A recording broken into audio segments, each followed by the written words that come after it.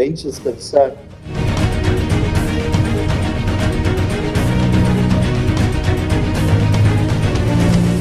भारत में लोकतंत्र की सबसे बड़ी ताकत संविधान है और संविधान की रक्षा करने वाली सबसे महत्वपूर्ण संस्था है सुप्रीम कोर्ट। लेकिन जब सरकार अपने फैसले से संविधान को ही चुनौती देने लगे तो न्यायपालिका को मजबूरन दखल देना पड़ता है। 19 फरवरी 2025 ये तारीख भारतीय राजनीति के लिए बेहद अहम होने वाली है, क्योंकि इस दिन सुप्रीम कोर्ट सीधी टक्कर लेने वाला है नरेंद्र मोदी सरकार से। मुद्दा है मुख्य चुनाव आयुक्त की नियुक्ति का, जिसे लेकर मोदी सरकार पर गंभीर आरोप लग रहे हैं।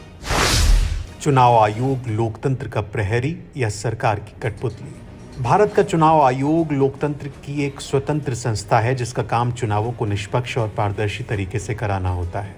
लेकिन पिछले कुछ सालों में ये संस्था निष्पक्षता खोती जा रही है और सरकार के इशारों पर काम करने के आरोप इसके ऊपर लगते हैं। सवाल यह है कि चुनाव आयोग में मुख्य चुनाव आयुक्त की नियुक्ति होती कैसे है? पहले यह नियुक्ति प्रधानमंत्री, राष्ट्रपति और कानून मंत्री की सिफारिशों से होती थी और इससे सरकार को सीधे दखल देने का मौका मिलता था।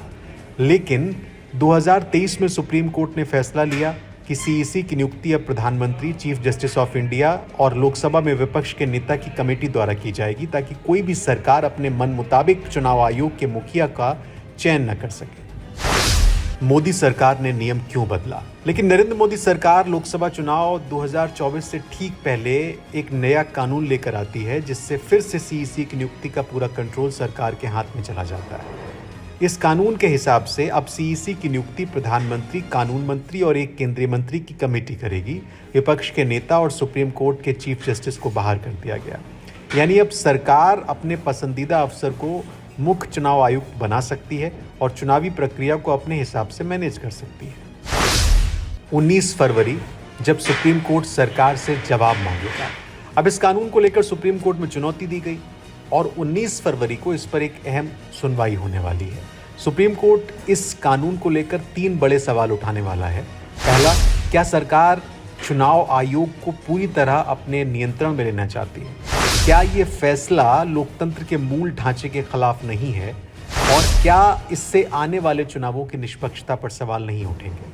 अगर सुप्रीम कोर्ट ने इस कानून को असंवैधानिक करार दे दिया तो ये मोदी सरकार के लिए एक बड़ा झटका होगा, और अगर कोर्ट सरकार के पक्ष में फैसला देता है तो भारत में निष्पक्ष चुनाव की उम्मीद पूरी तरह खत्म हो जाएगी। क्या चुनाव आयोग बन चुका है सरकार का नौकर? पिछले कुछ चुनावों में चुनाव आयोग की निष्पक्षता पर सवाल उठते रहे हैं। 2019 लोकसभा चुनाव में मोदी की रैलियों पर आचार संहिता के उल्लंघन के आरोप लगे, लेकिन कोई कार्रवाई नहीं हुई। ईवीएम पर लगातार विवाद होता रहा, लेकिन चुनाव आयोग ने कभी खुलकर इस पर जवाब नहीं दिया।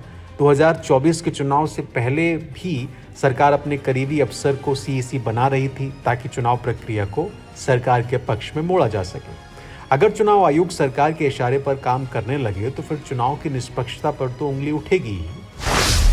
क्या सुप्रीम कोर्ट मोदी सरकार को रोक पाएगा? 19 फरवरी को सुप्रीम कोर्ट का फैसला भारत के लोकतंत्र के भविष्य के लिए बेहद अहम होगा। अगर कोर्ट ने इस कानून को रद्द कर दिया तो सरकार को झटका लगेगा और एक स्वतंत्र चुनाव आयोग की उम्मीद बनी रहेगी। लेकिन अगर कोर्ट ने इसे वैध मान लिया तो आने वाले चुनावों की निष्पक्षता पर हमेशा के लिए सवाल खड़े हो जाएंगे। तो क्या भारत का लोकतंत्र खतरे में? अब सवाल ये उठता है कि क्या भारत में स्वतंत्र और निष्पक्ष चुनाव का युग खत्म हो चुका है? क्या चुनाव आयोग पूरी तरह से सरकार की हाथों की कठपुतली है? क्या सुप्रीम कोर्ट इस पर सख्त कदम उठाएगा या सरकार के आगे झुक जाएगा? 19 फरवरी को इस लड़ाई का पहला बड़ा पड़ाव आने वाला है, लेकिन असली लड़ाई जनता को लड़नी है, क्योंकि अगर लोकतंत्र की आखिरी दीवार भी गिर गई तो फिर देश की जनता के पास कोई विकल्प नहीं बचेगा। what do I say? As a colleague who I've known last 6 years, Justice Rishikesh Roy, shared the collegium with him.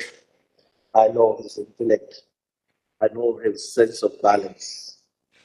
Mr. Sibal said he was a complete judge. No, he was a complete man. His sense of humor, to make things easy, his balanced approach, whether it's the court or otherwise, was extraordinary. That apart, his patience, his demeanor, his calmness has an impact on all of us when we interact with him. When you feel that you're talking to a person who has knowledge and wisdom. As a judge, I'll there's 3-4 words I can phrase him in. It will be legal acumen, knowledge, reasonableness, and practicality, all built into one person, which is very difficult to get. Somebody said he's like Buddha, but he is disciplined. It requires a lot of equanimity and balance and sense of justice to be able to do this. Coupled with the sense of compassion he had, and which got reflected in his judgments dealing with issues of human, when you're dealing with human beings. That apart, he's an all-round. Be it sports, be it music, be it books, and whatnot. I think it's very difficult to find a person like him be on the bench, because invariably most of us get drawn towards more black and white work rather than other things. So he's maintained that balance. Personally, I've had occasions when we share a dinner or something, and our conversations were always very widespread. And I also came to know about his interest in stories about partition. And he borrowed some books and went through and came back to me and we gave his thoughts about it. He's a remarkable person. We'll all miss him on as far as the bench is concerned, but he's bound to be here. He's bound to be in our hearts. His memories will linger on for a long time, almost with all of us. We're present here in huge numbers, and I can tell you, people on the bench will also remember him for a long time. Thank you for being part of us, Justice Roy. My brothers. I would also like to say a few words. I met Justice Roy long ago at the National Judicial Academy in Bhopal. I was a rookie judge then, and he was 2 years senior to me. But he was then as he is now, grounded, good-natured, and completely without airs. He immediately wrote an affectionate letter to me back at Hyderabad. I received the letter. He added me to his mailing list, the Atman magazine, which he had brought out in Guwahati High Court. I would regularly receive it every month. He has been a dear friend to me through the years, though we did not really keep in touch once he moved on. He went on to Kerala. Today, as he lays down his judicial hat, I would like to tell you about some of the other hats that he has worn and he still wears that you may not be aware of. He was a Delhi public school student and he was a champion hockey player and a footballer. He represented his school in major events in both the sports. And on one occasion, when Delhi public school beat modern school in a football match, he was solely responsible for it. And the school declared a holiday on that occasion.